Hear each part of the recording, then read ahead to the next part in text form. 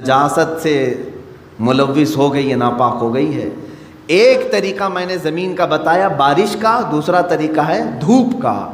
دل کی نجاست کو دھونے کے لیے ایک ذکر الہی کی برسات، یا تو پھر شیخ کامل کی نگاہوں کی گرمی سے، شیخ کامل کے نگاہوں کی گرمی سے نجاست پاک ہو سکتی۔ یہ دو طریقے ہیں۔ شیخ کامل کا حصول معمولی بات نہیں ہے، اس میں برسا برس لوگ تلاش میں لگانا چاہیے، لیکن یہاں تو آج حال یہ ہے کہ کہیں سے کوئی بھٹک کے پیر میرے گھر آ جائے میں اس کا دامن پکڑ لوں گا۔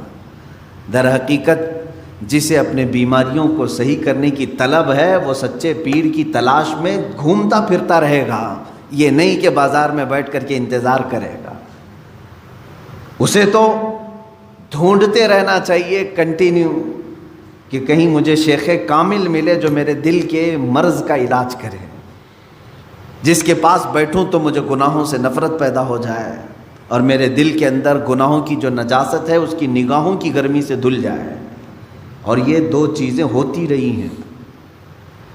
آپ کو میں یہ دونوں چیزیں اگر سناؤں، بابا فرید الدین گنج شکر رحمۃ اللہ تعالی علیہ یہ خود جو ہے اپنے، ظاہر سی بات ہے قلب میں ان کے نجاست کی بات تو میں نہیں کروں گا، لیکن انہوں نے 12 سال کنٹینیو ایک جنگل میں کھڑے ہو کر کے ذکر کیا۔ ان کے جسم پر بیلیں لپٹ گئی تھیں، وہ درختوں میں چھپ گئے تھے، لوگ پہچانتے بھی نہیں تھے، 12 سال تک وہاں رہ گئے اور ذکر الہی میں مشغول تھے۔ اور اس کے بعد ان کے مرید صادق محبوب الہی نظام الدین اولیاء رضی اللہ تعالی، جو حضرت خواجہ فرید الدین گنج شکر کے مرید بھی ہیں، خلیفہ بھی، محبوب الہی، ان کا حال یہ تھا کہ یہ اپنے شیخ کی نگاہوں سے، صرف بابا فرید نے صرف ان کے قلب پر نگاہ ڈالی اور ان کی دنیا بدل گئی تھی، اور پھر وہ اس راستے پر ایسے آئے کہ اپنے وقت کے قطب بن گئے۔ تو یہ ہوتا ہے شیخ کے نگاہ کی گرمی یا تو دلوں کو بہت پاک کر دے اور بہت اعلیٰ بنا دے، یا تو پھر ذکر الہی کی کثرت کہ بندے کے دل کو پاک و صاف کرے۔ یہ دو ہی چیزیں ہیں میرے عزیزو، یہ دو کو چھوڑو گے تو پھر یہ زمین اتنی نجس ہو جائے گی، اتنی نجس، یوں سمجھ لو کہ کوئی ایک زمین، جیسے ہمارے ہبلی کے باہر بھی کہیں ڈمپنگ گراؤنڈ تو ہوگا جہاں سارے لوگ کچرا پھینکتے ہیں، اس کے پاس سے گزرو گے تو ناک پکڑ کر کے جانا پڑے گا۔ ایک وقت ہمارے دلوں کا بھی ایسا آتا ہے کہ اتنی نجاست اس میں آ جاتی ہے کہ فرشتے قریب آنے سے کراہت محسوس کرتے ہیں، نہیں آتے فرشتے۔ دلوں کی گندگی اور غلاظت اتنی بھی بڑھ سکتی ہے، کیوں؟ ہم نے کبھی دھویا ہی نہیں اس کو، گناہ پر گناہ، گناہ پر گناہ، گناہ پر گناہ ہوتے رہے لیکن دھویا کبھی نہیں، کیا ہوگا اس کا حال؟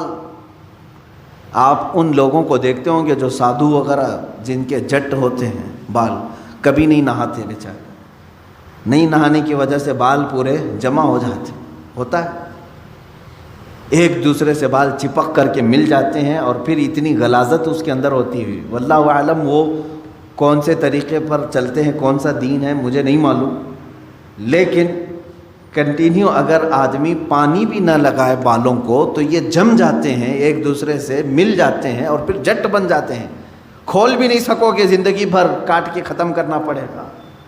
سوچو اگر دل کو کبھی نہیں دھویا آپ نے تو اس دل کی بھی وہی کیفیت ہوتی ہے جیسے وہ بالوں کا جٹ ہے، اتنا غلیظ ہو جاتا ہے۔ اسی لیے قرآن پاک میں میرے آقا صلی اللہ علیہ وسلم کی صفت اللہ نے کیا بیان کی ہے جانتے؟ وہ رسول تمہارے درمیان آ رہا ہے، دیکھیں 3 جگہ پر آیت آئی ہے، یہ 3 جگہ پر، تینوں جگہ پر اللہ نے یہی بیان فرمایا، وہ رسول تمہارے درمیان آ رہا ہے، یعلمہم الکتاب والحکمت ویزکیہم، تمہیں کتاب اور حکمت کی تعلیم دے گا اور تمہارے دلوں کو خوب پاک کرے گا۔ حضور کی سب سے بڑی صفت اللہ نے 3 جگہ قرآن میں کیا بیان کی؟ تمہارے دلوں کو صاف کرے گا۔ دلوں کو صاف کرنا یہ میرے آقا صلی اللہ تعالیٰ علیہ وسلم کا طرہ امتیاز رہا ہے۔ وہ ایسے طبیب حاذق تھے کہ جس کے متعلق شاعر نے سچ کہا، ایک عرب نے آدمی کا بول بالا کر دیا، خاک کے ذروں کو ہمدوش ثریا کر دیا۔ خود نہ تھے جو راہ پر اوروں کے ہادی بن گئے، کیا نظر تھی جس نے مردوں کو مسیحا کر دیا۔ رسول کریم صلی اللہ تعالیٰ علیہ وسلم نے اپنی نگاہ نبوت سے کتنوں کو ان کے دلوں کو پاک کیا ہے۔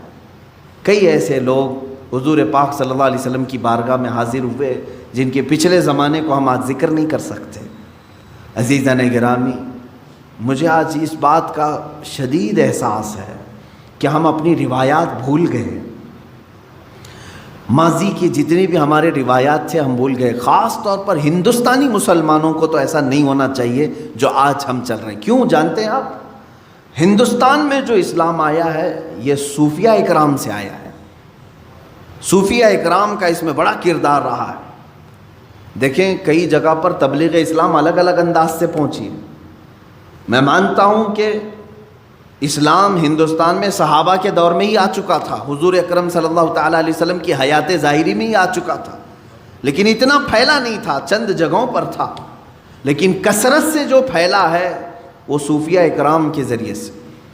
سلطان الہند سرکار غریب نواز رضی اللہ تعالیٰ، خواجہ قطب الدین بختیار کاکی رضی اللہ تعالیٰ، محبوب الہی نظام الدین اولیاء، حضرت خواجہ علاء الدین صابر کلیری رحمۃ اللہ تعالیٰ، مخدومان ماررا، مخدومان کچوچھا، مخدوم علاء الدین پنڈوی، مخدوم جہانگیر اشرف سمنانی رضی اللہ تعالیٰ عنہم اجمعین، مخدوم جہانیہ جہاں گشت حضرت شاہ عالم قطب عالم، یہ وہ اولیاء کاملین ہیں جو تصوف کے راستے سے اسلام ہندوستان میں لائے۔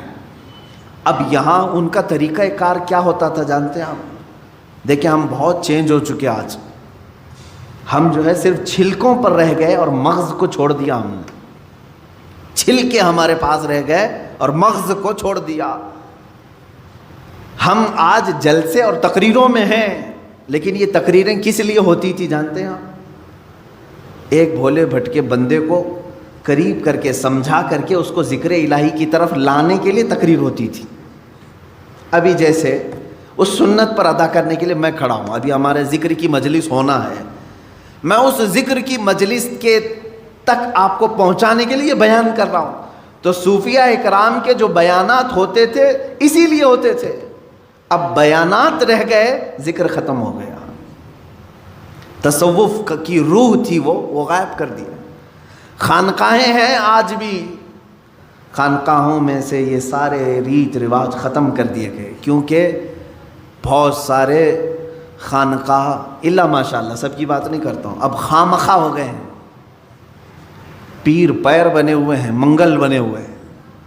وہاں پر صرف پیروں کا حال یہ ہے، دیکھا پھر آپ یہ سوچتے ہوں گے کہ پیروں کا ٹاپک پھر شروع ہوا، اس لیے کہ نقصان بھی انہی سے ہو رہا ہے۔ جتنا فائدہ مشائخ اور پیران اعظام سے دین کو ہوا ہے اتنا نقصان بھی ان سے ہوتا ہے۔ اس کے لیے مجھے بتانا ضروری ہے، اگر ایک ڈاکٹر کسی مریض کا علاج کرتا ہے اور دوسرا ڈاکٹر مریض کو موت کے گھاٹ اتارتا ہے تو مجھے بولنا ضروری ہے کہ یہ ڈاکٹر موت کا کنواں بن جائے گا، یہ ڈاکٹر تیری صحت کا طبیب ہے۔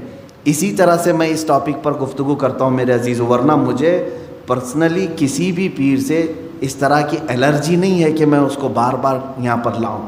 جو پیر ہے نہیں ہم تو اس کو خاطر میں لاتے بھی نہیں، لیکن جو لباس اوڑھا جاتا ہے اس کے لیے میں کہتا ہوں سب جگہ اکثر خانقاہوں میں لینا بینک ہے اور جو آئے وہ سب وہاں جمع کرے، اس کے علاوہ کچھ بھی نہیں ہے۔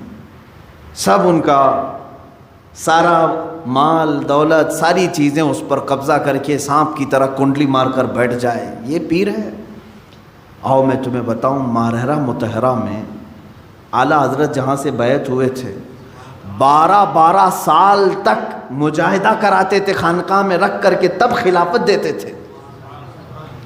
10 سال 11 سال 12 سال، اور الگ الگ انداز کے ذکر کرائے جاتے تھے، ان کو پیاسا رکھا جاتا تھا، بھوکا رکھا جاتا، اور اگر کوئی یہ برداشت نہ کرے تو اسے کہتے تھے خدا حافظ آپ جائیے، اس راستے کے آپ مسافر نہیں۔ سید آل رسول ماراروی رحمۃ اللہ تعالیٰ علیہ جو اعلیٰ حضرت کے پیر و مرشد ہیں، ان کے پاس ایک صاحب آئے، انہوں نے کہا کہ حضور آپ کی خلافت چاہیے ہم کو، اور تصوف کے سلوک کے راستے پر میں چلنا چاہتا ہوں. کہا آپ آج ہی تو آئے ہیں، مہمان ہیں، آپ آج رہیے، کل بات کریں گے. ان کو گھر پر ٹھہرایا، خانقاہ میں کمرے بنے ہوتے تھے. خادم سے کہا کہ مچھلی بھون کر کے اچھی طرح سے فرائی کر کے ان کو پیش کرنا، خوب مچھلی کھلاؤ، باقی کچھ بھی مت کھلاؤ، آج یہ ہمارے مہمان ہیں. خادم سے کہا لیکن پانی مت دینا. اس نے مچھلی خوب کھلایا، پانی کا ایک گلاس بھی نہیں دیا.